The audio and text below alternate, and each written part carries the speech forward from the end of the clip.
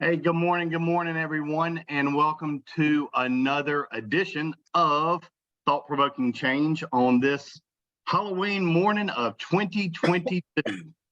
We have some regular faces and some brand new faces, so this is going to be an exciting day. We're actually going to have a little bit of a discussion today, a little bit different than normal, about what causes somebody to be stuck in the past.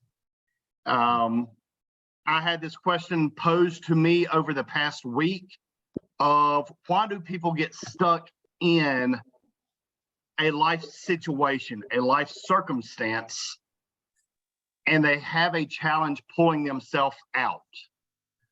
I will lead with one that happened to me. I went through a divorce several years ago, and I was stuck in that marriage, in that whole situation for the longest time after the divorce.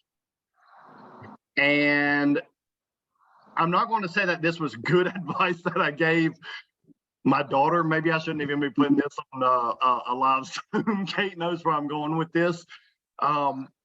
She was talking to me at one point, and she was having some challenges with what was going on.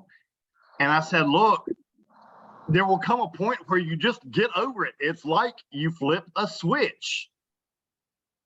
And again, like I said, that's probably not the best advice that I gave her. This has been how many years ago, Kate? Probably 2 years, 3 years, 4 years ago, 4 years ago. But the thing is, like, at that point, I was so wrapped up in it. And truth be told, I didn't want that divorce to happen. I mean, when I got married, it was until death do us part. I'm in it. But if both people don't mean it, then there's no way to keep something like that together if only one person is into it. And I can say, with my wife in my upper left-hand screen, I'm glad that divorce went through. Things change and you grow. And I'm not one of these, the grass is greener on the other side. I am a firm believer of water your own grass and it will get greener. You know, we all see this person has greener grass, that person has greener grass. You don't know how much crap they've gone through to keep their grass green. So water your own grass, spread the manure in your own grass, and it will grow. And at the same time, like I said before, in situations, it does take multiple people to pull something off. In that particular situation, my life event, no matter what I would pour in, and I'm not pretending like I was a perfect saint. I wasn't. However, no matter what I would pour in, no matter how much I would give, it would have been an impossibility to keep that relationship together because she wasn't on board with keeping it together. I didn't understand that. It was hard. I cried myself to sleep so many days after we went through and while we were going through everything. Yet, I'm also a firm believer of what the Bible says, and one of the things the Bible says is God's mercies are new every day. And at some point, it just kind of clicked. It's like, you know, everything's going to be okay. Everything's going to be great. And I can tell you here, I don't even know how long we've been divorced. There is a serious time lapse in my head. I cannot tell you how long we were married. I can't tell you how long we've been divorced. Kate probably could to the minute. I can't. It's unimportant in my life. So there's no point in me keeping up with it. But the thing is, once progress was made, and it did take time, but once progress was made, you know, you take one step forward and another step forward. And when you're trapped in the middle of all that's going on, you see no way out. You see no way out. I mean, There is no light at the end of the tunnel. And sometimes when you do start seeing the light at the end of the tunnel, you hope it's a train coming to hit you, because that would be the easiest way to handle everything. It's just, put me out of my misery. Let's be done with this. So the big question here is, how do you move on when something happens? And I'm not going to say like that, because all of us haven't experienced a divorce, thankfully. And I will also say that they're not always a bad thing. I was born and raised in a Christian family. My father was a pastor. And so, I was always taught, you get married, you do it for life. No divorce, no divorce, no divorce. And I carried a lot of shame with me because of my upbringing. I carried a lot of shame with me to begin with through that divorce. And now there's no shame. There's no shame. Things didn't work out. And I can proudly say, hey, here's my wife, Kate. I can proudly move on from that moment. I have my kids. So, I got the best of both worlds. I got the best of all worlds without a doubt. So in a situation, and I know we all have life circumstances, whether they're personal, whether they're business, whether they're whatever the case may be for you. How do you progress forward when life knocks you down flat on your ass? Just getting right down to it. Now, I know some situations with you guys may be very personal and you don't want to share a personal situation. Understandable. We can just talk generics if you don't want to get in depth with your situation. And I'm not here to pry. Please don't misunderstand. I'm not here to pry into anybody's personal life, into anybody's what's going on with you now. If you want to share, by all means, share. And if you want to keep it private, you can speak something generic. So when you get knocked down, when you get beat up by life, because every one of us has had life kick our ass at some point in time, what do you do to take that step forward? Does anybody want to share first, or you want me to call on Joseph? JT, you go, brother. Yeah, I'll share first. Okay. So I find that when life knocks me down, that it's very perspective based for me. So I play around with the perspective.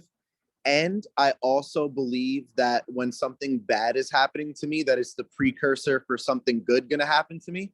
Okay. So I've learned to kind of get excited about it in a weird way.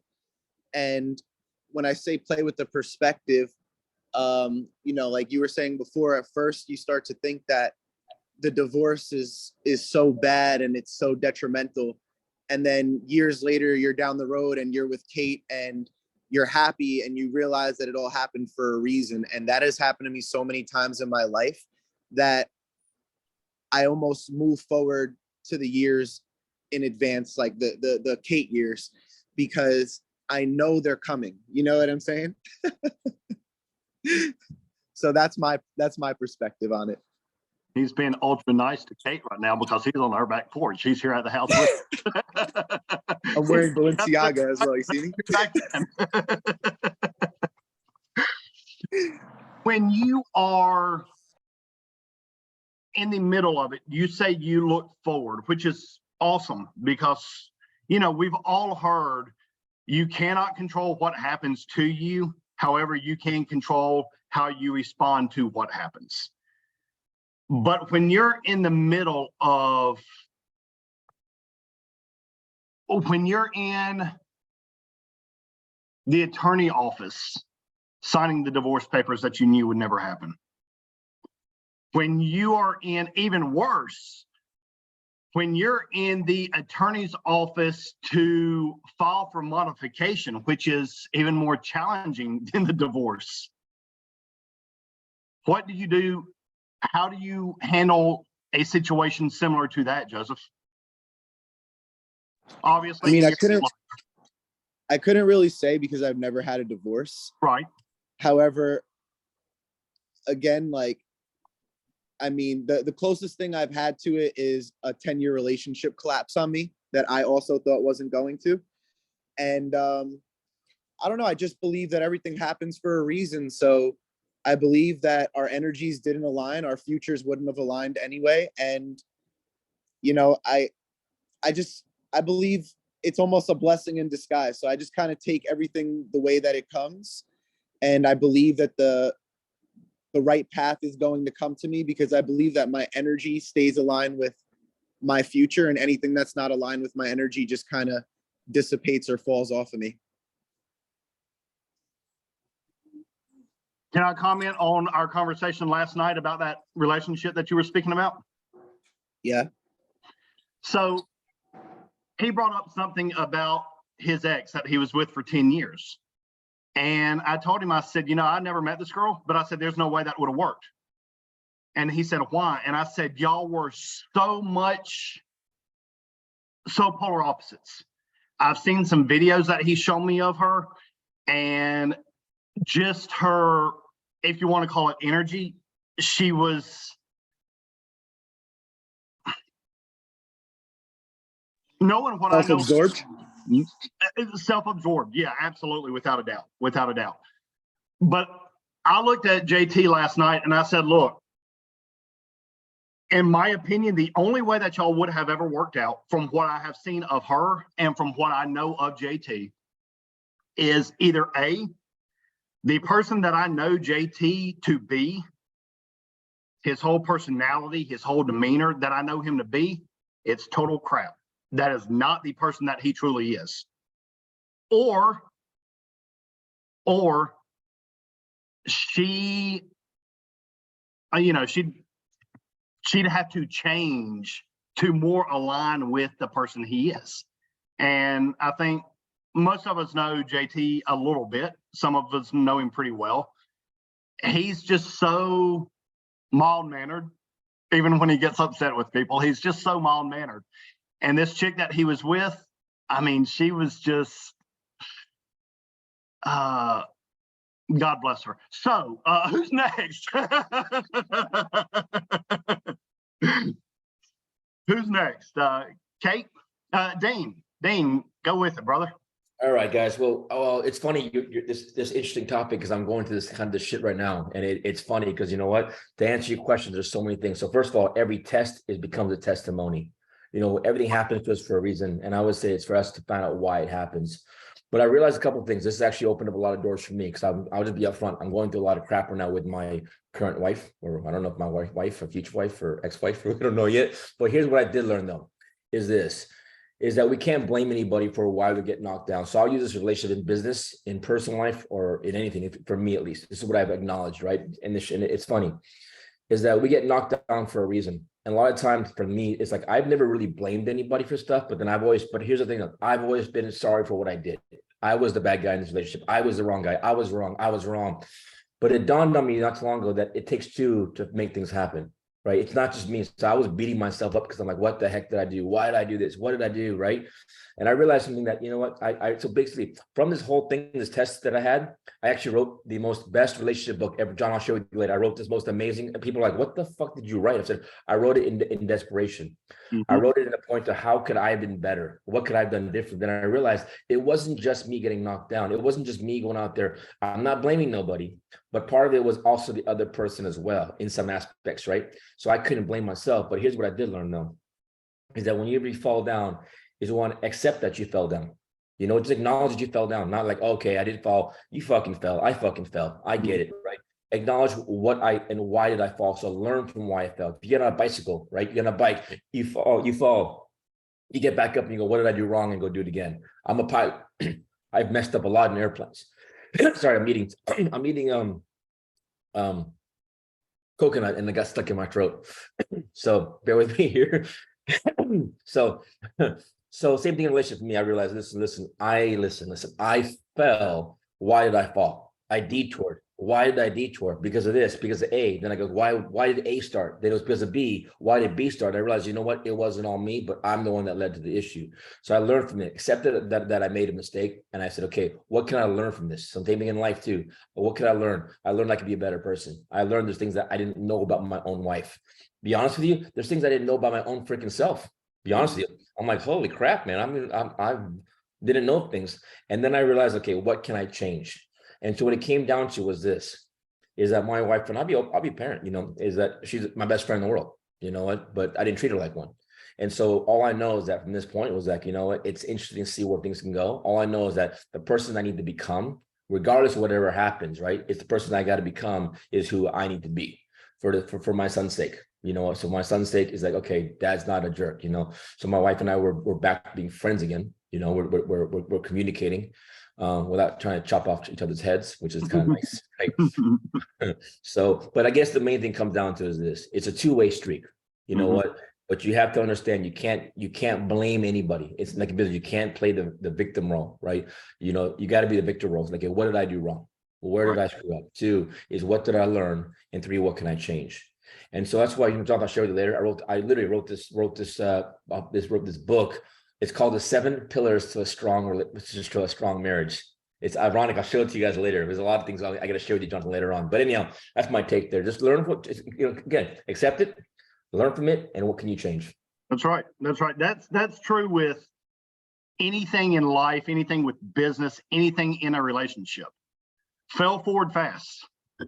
You know, people look at everybody on this call. I would consider every one of us overachievers compared to the world, so to speak. And, you know, people look at us and say, oh, well, look at them.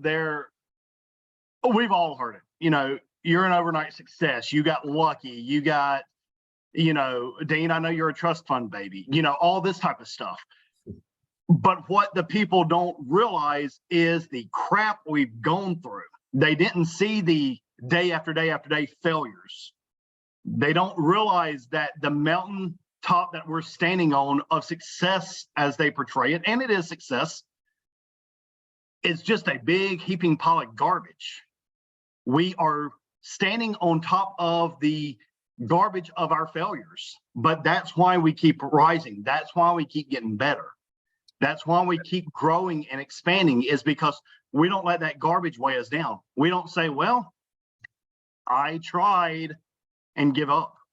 We say, okay, I did it. I failed. This time I'm going to succeed. I'm going to take what I learned and I'm going to succeed. And, you know, I'm training JT with the pressure washing. He's going to run that business for Cleancrete now. And I told him over the past week, we've logged 2,500 miles. We've been in 5 different states. We've had a lot of fun. We're going to call it fun, right, JT? Yes, fun. I told him at one point, I said, you know, every single job we do, every single task that we do, look at what you did wrong and get better. Every single task that you do, look at what you did right and get better. I mean, that's part of it. Like you said, Dean, don't play the victim role. Everybody can easily say, oh, well, this happened to me. How about it happened for you? That's hard to grasp sometimes when you're in the middle of hell, because the situations can be complete, utter hell while you're going through it. But again, if I looked at my divorce, and you know, I'm just picking on that one thing because I don't want to throw out multiple examples, but if I say that the divorce happened to me, which I did, I lived in that for a long time of, oh, it happened to me, poor me, woe is me, crap. It happened for me. I am so thankful that I would not change my previous marriage for anything. If I could pull up pictures real quick of my kids, that's why. That's why. Forget her. The children that she gave me, that was it. I mean, but now that I realized that that happened for me, gave me some amazing children.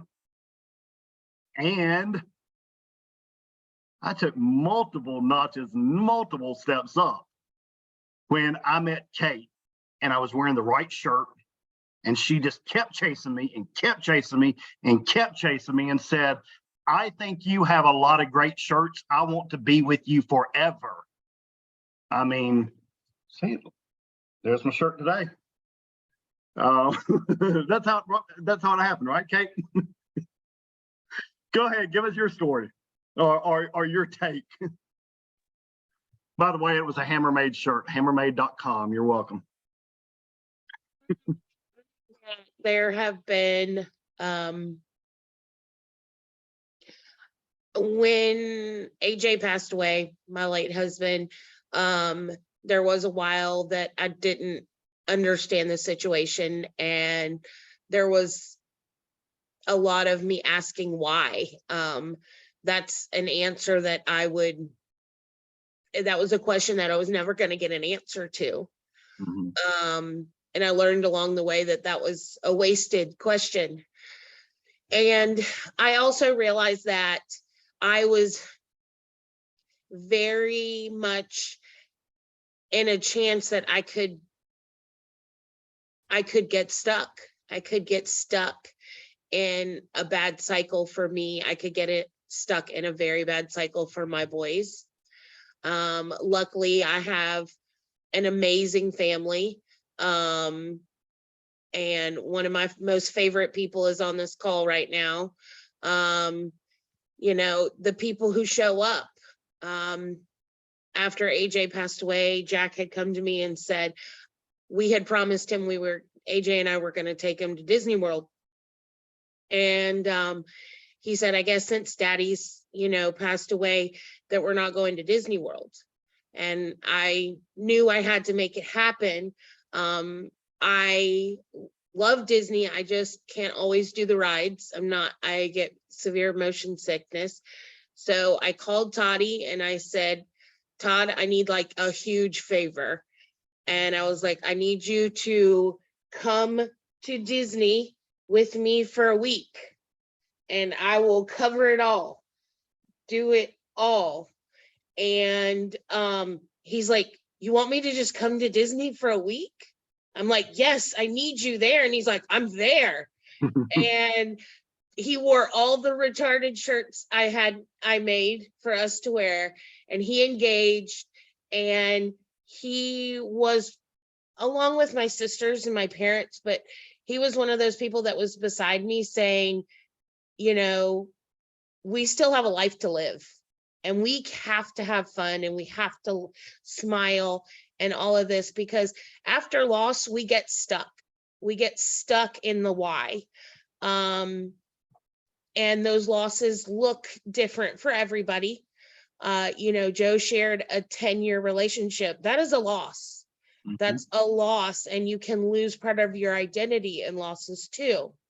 But we have to look at it and say, okay, I'm never going to know why that person was taken from me, whether it's a death or the end of something.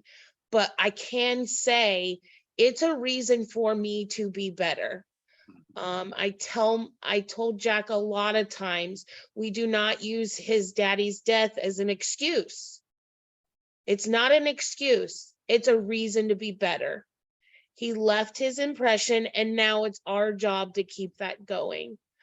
I think a big thing is surrounding yourself with people who allow you to be you, but also are not going to allow you to stay stuck. Understand that there's going to be times where pity parties are okay every once in a while, because it's emotions that you have to release as well, but you can't stay there. I never really understood how someone could beat their child. It's not something I can comprehend. I've worked in the school system a long time. I never understood how a parent could do that to a child. After losing my husband, and before then, I didn't really know how you could just become an alcoholic or become addicted to something. After losing my husband, I realized very quickly how easy it is to become addicted to something, because I realized that I could have gone down a very bad path because I just wanted the pain to stop. I wanted to stop hurting. I wanted that. And I looked around and I had these people in my life who were amazing. And I'm sitting here going, I'm not going to lose them for that. Right. I have to pick healthier coping mechanisms than that. So I build Legos. I do things that, people are like, you do that? I said, I had to find healthy things to do with that negative energy for a while. And it couldn't just be poured all into work. You have to have something that brings you a little bit of joy. And so I was surrounded by people who were there and loved me. And I knew that even if it was annoying to them, that they still were going to support me, because they didn't want me stuck any more than I wanted to be stuck. But you as the person has to say, I'm not going to be stuck here. I can't stay here. And just surround yourself with people. I know that that's a personal one. A professional one is, as educators, we think that when we go to school and we're teachers, that the only environment in which we can work in is a classroom. And if, I've had a lot of conversations with teachers that know they want to take another step, but like me, my next step was not admin. I didn't want to deal with parents and discipline issues. I still wanted to work with kids and curriculum. And so looking at that, we feel that that's the only path we can do, is to either be in the classroom, and once you outgrow that setting, that you're supposed to become an administrator, that those are the only paths you have. And so educators, I know, we get stuck, and I was stuck. I didn't want to leave the classroom because I didn't want to stop helping kids. I didn't want to stop working with kids. And it took me several years to get unstuck, essentially, from my own mindset of, this is the path I have, because that's the only way to do it. And there's a lot of other ways to do it. I just had to have someone who encouraged me, who is beside me, because my husband said, if you want to teach 30 years and get your doctorate, I've got your back. If you want to do something else, I've got your back. I had to realize that I was the one causing me to be stuck, not anything else. I had to allow myself to say, there's something else out there. I don't have to be stuck here just because of what I wanted. I wanted to work with kids in curriculum. And guess what? I'm out of the classroom and I'm working with kids in curriculum. So. And she's thriving every day. I mean, it's fun to see her, because her desk is directly behind mine. So we work in the same room. And I mean, she just comes alive with this stuff. It's awesome to see. So she's getting the best of both worlds. She doesn't have to deal with 30 kids in the classroom every single day, but yet she still gets to pour in. And we're working with Dean and Cullen and Kyle. Hey, we're only missing Dinah this morning, aren't we? Where's she at? But just because you're in Hawaii and 6 hours behind, that doesn't give you an excuse. Yeah, Dean, Kyle, Cullen, Kate, myself, and there's one other partner. We are building a course curriculum for teaching kids. So, I mean, she's still getting to live out her passion. And she just gets to be here and go to lunch with me every day instead of have to hear my lunch where I go eat every day while she's eating school food. So best of both worlds. Hey, for those of you watching, leave your comments below. Let us hear your thoughts on when you get stuck in life, when life beats you down, when life appears to be winning. How do you progress forward? How do you not get stuck? How do you continue on and know that there is more to your life and you are amazing? and you will overcome. Let us hear your comments below. And so, I mean, we have a great group. This is a great discussion. Everybody's had wonderful feedback. Is anybody else, who would like to go next? Vincent, you have something for us, buddy?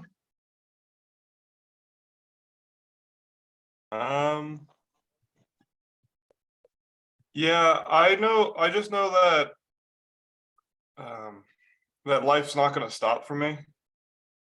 And I don't know why, but I have this feeling that I'm not getting off this ride for like a really, really, really long time. And I'm 26 right now. So I say I got like another 50 years at least. And that's kind of terrifying, because you look at what's happening and you're like, well, I can carry this for 50 years, or I can kind of try to fix it. And that helps a lot.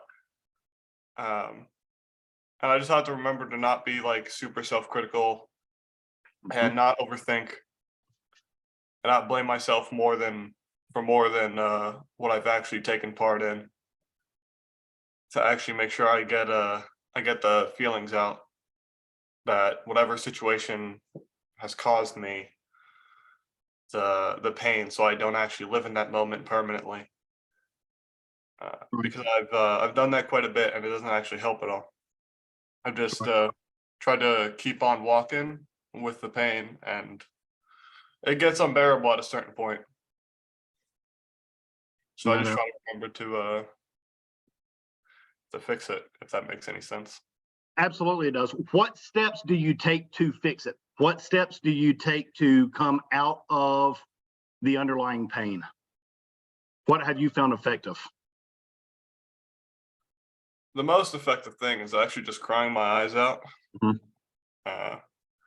Might not sound the best, but saying what happened and being able to let the emotions out has really helped me.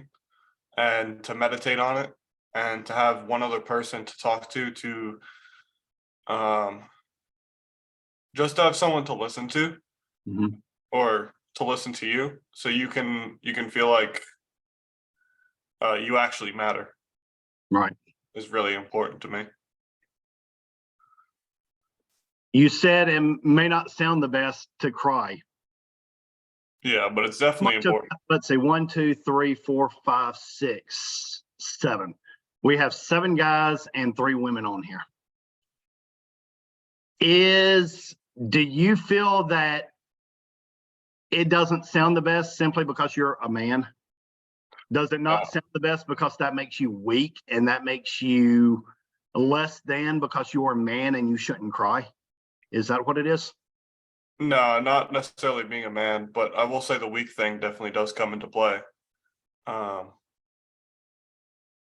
So you feel that crying is a sign of weakness? Not always, and not when you need it, but if you do it for unnecessary reasons, or you do it too much, then definitely. Okay. I agree with you there, because crying can get some of those emotions out. I mean, I get it. I'm 6'4" and 200 and too many pounds.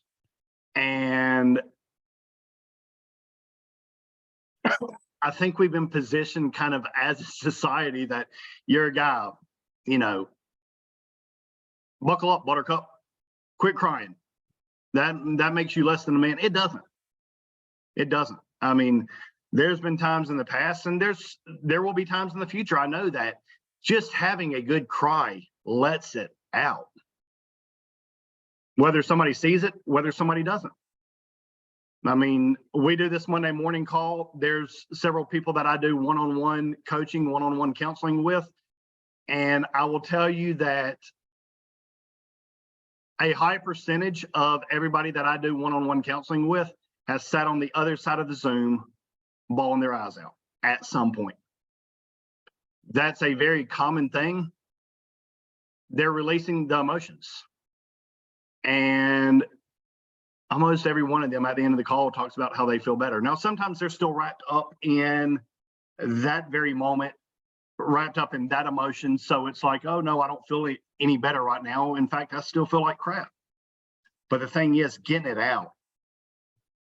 And I love what he said, finding somebody that he can talk with. That's of uber importance, because you keep everything bottled up inside, you're going to implode. I don't care how strong you are, you're going to implode. So it's always good to find somebody to confide in. And some people have multiples, some people just have one. But there's somebody that will listen to anybody and to everybody. There is somebody that will be there for you. So find your person whenever you're struggling with stuff, because everybody's struggling with something in some way, shape, form, and fashion on varying scales. Some people are getting beat down right now, and you're going to pull through. Even when it doesn't seem like it, you're going to pull through. And then there are some of us that right now we feel like everything in life is great. However, the days are coming. The good days are here. Bad days come to everybody. That's just life. So be prepared and always have that person or those people that you can talk to. Keeping your tribe close knit is very important. You know, people want to be in and they want to be close to you. And unfortunately, most people you can't trust, especially with deep, dark secrets, because it's the deep, dark secrets that are going to, and maybe secret is not the proper word, but the stuff that's really deep to us, that's the stuff that we just don't want to let people know. But it's also something that we all have to get over, you know, because there are people there. I mean, Kate was talking about how she has an amazing family that was surrounding her. And I'll tell you, she has an amazing family. I married into that family. For those of you that are not married, let's see, JT, Juanita, are you married? No. Hi, Jonathan. Good morning. I hope you're well. I'm well, thank you. How are you? Good, man. Blessed and unstoppable. So we have a Great. few people on this call that are not married. So, you know, that's another stage of life, whether you want to be there or whether you don't. Just always having that person to talk to. Sometimes it's your spouse, sometimes it's not. You know, sometimes my kids still struggle with my divorce, and it's been, Kate, help me out. How many years? 8 glorious, grand, beautiful years. But no, of that I'd say 6 grand, glorious, beautiful years, because it did take me time to get over. But the thing is, there are times where my children still struggle with the divorce and they don't come talk to me. That breaks this daddy's heart, because I want my kids to know you can come talk to me about anything and everything. And I don't remember if I was talking to a pastor friend of mine or I was talking to a counselor or who it was, but they told me you're not a safe place for your kids when it comes to talking about your ex-wife and talking about the divorce and everything. In my head, I say, yeah, sure I am. I'm good. But also at the same time, I kind of see their point. So the thing is just finding the people to talk to. We just sent my youngest daughter to a therapist, and that cost us $8 grand for 3 days out there in San Diego. It helped. And there are times where she still has to call Dr. Karen to speak with her about how life's beating her down at that moment. That's cool. I mean, you know, I wish that it was me that she could talk to, but it's not. That's okay. Find the person. Find the person. This is an amazing topic, an amazing discussion. We only got to about half of the people on the call. I really hope to see everybody again next week, especially all the new faces. I'd love to see you guys. Kyle, it was a pleasure having you. Todd, it was a pleasure having you. Vincent, pleasure having you. Everybody, it was a pleasure having. Obviously, I'm just calling out the new faces for this week. I'd love to see all of you guys back next week. We'll probably pick up this same discussion because, again, we only got to about half the room in here, and this is powerful. This is very powerful because, again, everybody's going through something. And it was actually JT and I talking while we were on our trip this past week. What was it? Monday, I think. Or no, it was Monday. It was after we got off the last call because we were still driving. And we got talking about this. And I said, you know, these are great conversations. He said, yeah, that's a great conversation for a Monday call. I'm like, you got it. So here we are. And the thing is to learn and to grow together. You know, a lot of times these calls are based on business. These calls are based on what to do with your professional life, which is great. No matter how successful you are in business, when life is kicking your ass, shows through in your business. It shows through in your business. So, you know, it's getting those weeds out of the way, no matter how big or small those weeds are, and it's working through them. And this is a great way to absolutely learn and grow together. That's the point of this call. You know, I used to have this call open to anybody that wanted to come. It's not that way anymore. You're going to have a personal invite to be in here. We put these calls up on Facebook. We put these calls up on YouTube so people are able to see it. And for those of you that are watching, leave your comments below and let us know how you progress forward. We'll be talking about the same subject again next week to get deeper into this and to learn more. Remember, you are loved.